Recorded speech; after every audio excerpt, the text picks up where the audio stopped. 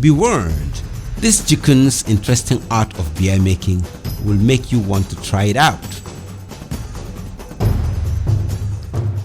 Just as the Jukuns are known for their arts and crafts, that is, canoe making, pottery and salt making, they are also known for their beer, and the latter is used to celebrate important events and occasions.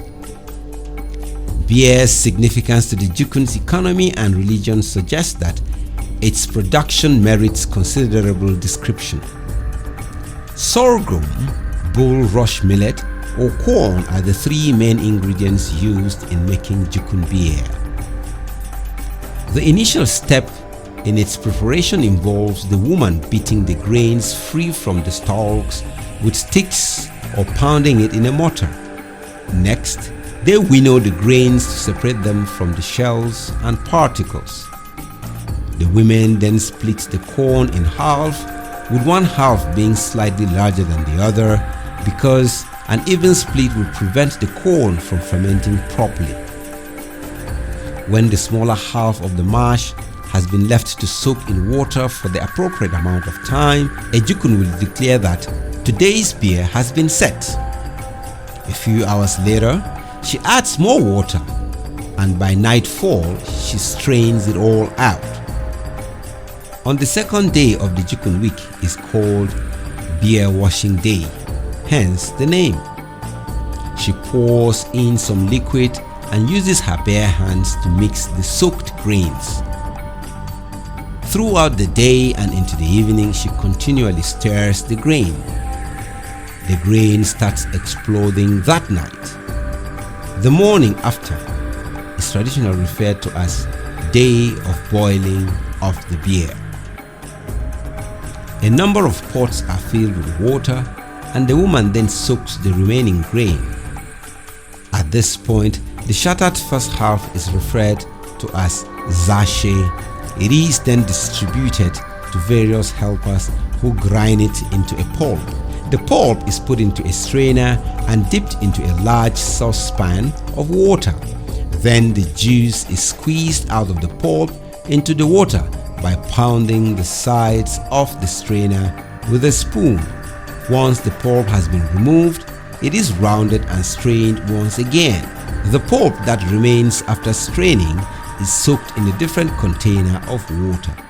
The filtered juice is then transferred from the huge pot to the smaller pot, where it is boiled over a log fire while continually being stirred by a branch of a fan palm tree.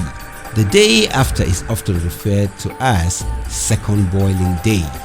The woman uses the leftover leeks from the previous day and puts them through 2 rounds of grinding and straining. Meanwhile, she keeps a close watch on the pot of boiling juice, turning it constantly to avoid any deposits settling at the bottom, becoming burned and ruining the beer's flavor. Continuous boiling causes the liquid to thicken. After regular intervals, she skims off the foam and checks the consistency of the liquid with a sample. When she's happy with the results, she collects the liquid in calabashes, adds the juice she extracted from the last grinding of the lees, and stores the result liquid in a different vessel.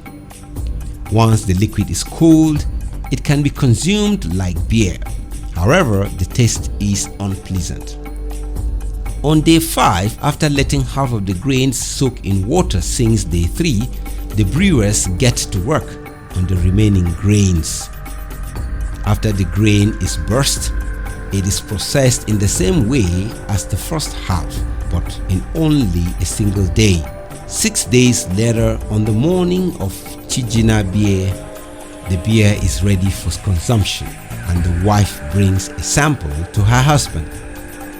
If the brew was brewed from homegrown corn, she may sell it for cash or trade it for Guinea corn using ngogu, a common unit of measure. An overturned pot is a reliable indicator that beer is being sold at a certain residence. The Jukuns are renowned for their varied forms of artistic expression, but some particularly stand out in order to be among the first to be notified when we upload our next video on other Jukun handcrafts like weaving and basketry, furniture making and Jukun weaponry. Please subscribe to this channel and turn on indications. Thank you for watching.